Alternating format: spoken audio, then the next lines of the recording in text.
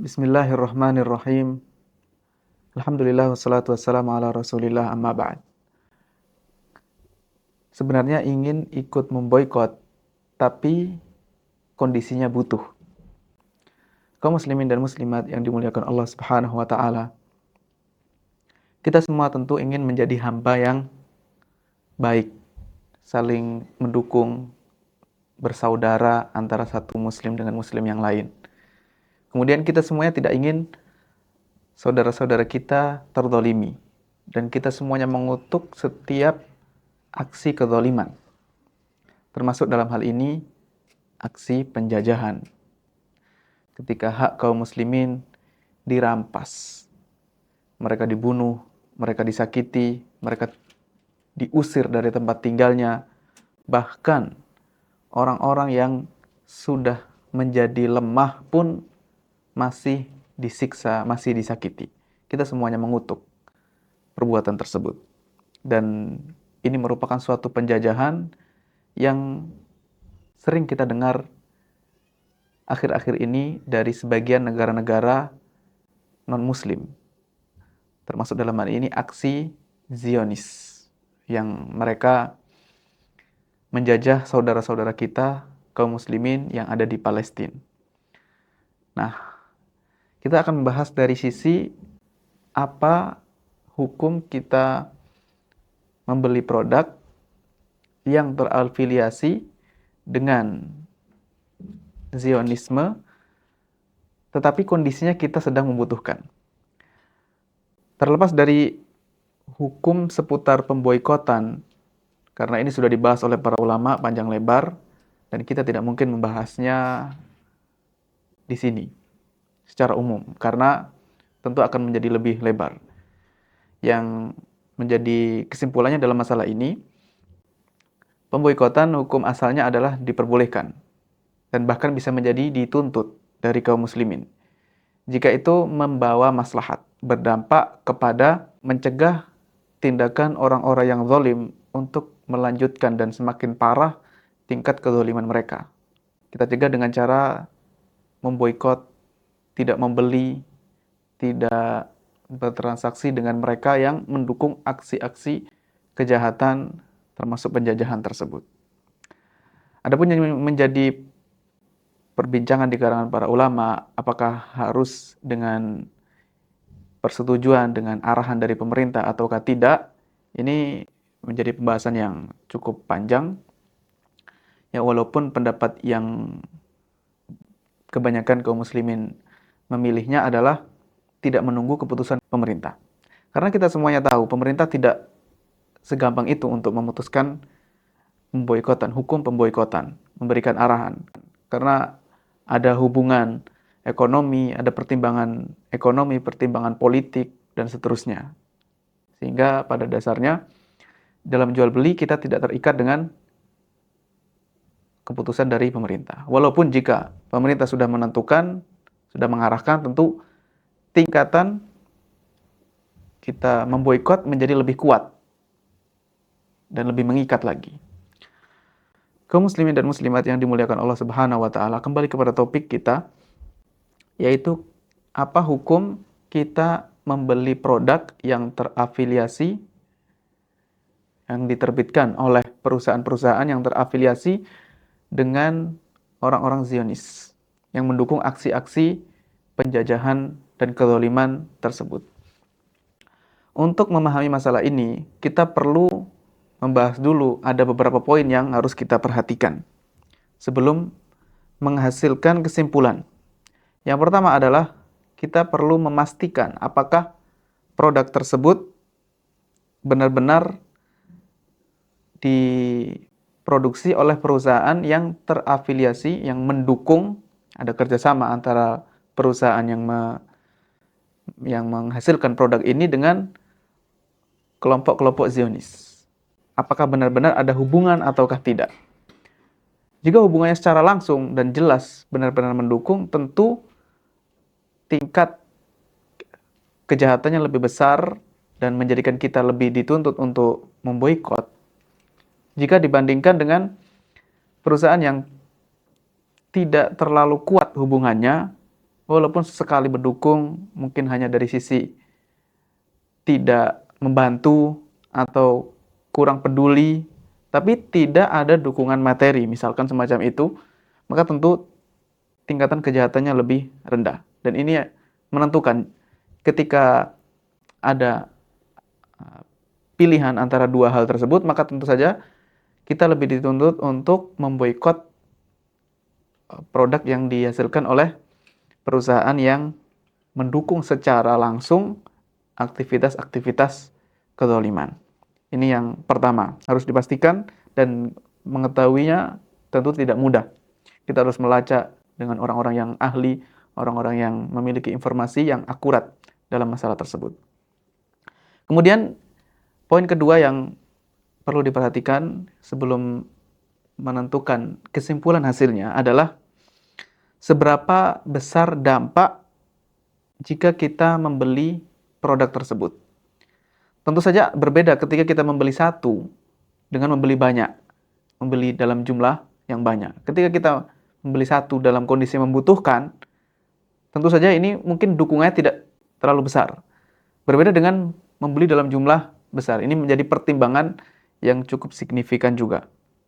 Kemudian poin yang kedua, karena kita sedang membahas kondisi ada kebutuhan. Kondisi ada kebutuhan, ada hajah, atau bahkan sampai ke tingkat darurat. Maka perlu dilihat dulu tingkat darurat tersebut. Karena dalam kaidah ada yang menyebutkan ad-daruratu tuqaddaru biqadriha. Seseorang bisa saja, dan kaidahnya memang begitu, melakukan sesuatu yang haram, yang asalnya dilarang, dia boleh melakukannya karena kondisi darurat. Tapi darurat ini harus ditakar. Seberapa tinggi tingkat daruratnya. Berbeda antara darurat yang benar-benar kondisinya mendesak sampai menimbulkan hilangnya nyawa, kematian, dan seterusnya, dengan darurat yang di bawah itu. Jadi perlu dipertimbangkan. Sehingga bisa berbeda-beda antara satu produk dengan produk yang lain. Antara satu jenis produk yang dihasilkan oleh perusahaan A, B, C dengan yang lain. Misalnya, dalam hal obat-obatan, terkadang ada kebutuhan kaum muslimin secara umum atau kebutuhan pribadi seseorang yang dia harus mengkonsumsi obat tersebut. Tidak ada alternatif yang lain. Nah, tentu saja ini kondisi yang darurat. Jika tidak mengkonsumsinya bisa menimbulkan kematian. Atau penggunaan teknologi, penggunaan alat-alat tertentu. Ya, dalam hal ini apakah ada alternatifnya ataukah tidak, sehingga dikatakan ini darurat atau bukan. Nah, sekarang kita akan menuju kepada kesimpulannya. Dan kesimpulan ini tidak bisa dihukumi secara general, secara umum. Harus diperinci. Tentu saja setiap orang akan mencari tahu dan berusaha untuk mendalami setiap kasus. Tidak semua kondisi darurat ini dihukumi sama. Antara satu orang dengan orang lain berbeda, antara satu kebutuhan dengan kebutuhan yang lain berbeda, satu kondisi dengan kondisi yang lain bisa berbeda hukumnya. Tetapi kita akan menyebutkan beberapa rambu-rambunya, beberapa kaidah dalam masalah ini. Yang pertama adalah jika ada alternatif lain. Satu produk A ini jelas-jelas mendukung aktivitas Zionisme. Yang satu ada produk yang lain alternatif yang lebih baik atau mungkin kualitasnya kurang baik tapi masih bisa mencukupi kebutuhan tersebut. Maka selama ada alternatif, kita harus memilih yang B. Sebaiknya menghindari produk yang terafiliasi. A kita hindari karena masih ada alternatif. Karena tujuan dari kebutuhan tadi kita mengatakan diperbolehkan adalah untuk menutupi daruratnya, untuk menghindarkan madarat yang ditimbulkan jika tidak mengambil atau membeli produk dari perusahaan tersebut. Tetapi jika ada alternatif, misalkan makanan sangat banyak alternatifnya. Minuman, kemudian produk-produk yang bisa kita konsumsi sehari-hari dan masih banyak alternatifnya. Maka hukumnya adalah sebaiknya dihindari produk-produk yang mendukung aksi-aksi kezaliman tersebut. Kemudian Yang kedua, sekarang sisi yang kedua, jika tidak ada alternatif, tidak ada lagi peralatan tersebut kita dapatkan di perusahaan yang lain yang tidak mendukung aksi-aksi kezaliman. Yang ada adalah dari mungkin karena patennya dan seterusnya, tidak kita dapatkan dari yang lain. Sementara kita membutuhkan, tidak ada penggantinya, maka tidak mengapa. Karena dalam kaidah, suatu maslahat dan suatu madarat ini harus ditimbang. Untuk menentukan apakah kita mengambil manfaat atau menghindarkan madarat harus ditimbang. Ya, untuk menentukan mana yang harus kita tempuh, apa yang harus kita ambil langkahnya. Ketika ada kebutuhan atau ada kemaslahatan umum yang lebih urgen, ya, maka diperbolehkan. Kemudian jika kondisinya adalah perusahaan tersebut atau produk tersebut, ini yang di luar dari pembagian tadi, tidak ada hubungannya sama sekali dengan Zionisme, tidak ada hubungannya sama sekali dengan kezaliman, tidak mendukung ta'awun dalam hal kemungkaran, maka hukum asalnya tidak mengapa. Walaupun ini sebagai arahan saja, lebih baik tentunya, lebih diutamakan membeli produk yang manfaatnya lebih besar bagi kaum muslimin. Misalkan ini ada satu perusahaan kaum muslimin, satunya perusahaan non-muslim. Yang non-muslim ini tidak mendukung kedzaliman, tidak ada kejahatan apapun, tapi tentu saja kita membeli produk yang dihasilkan oleh perusahaan Islam ini, ya, dibuat oleh kaum muslimin, lebih utama. Karena selain kita membeli sesuatu dan hukum asalnya mubah, kemudian kita mendapatkan manfaat, kita juga mendapatkan keutamaan membantu kaum muslimin supaya perekonomian mereka menjadi semakin kuat dan seterusnya.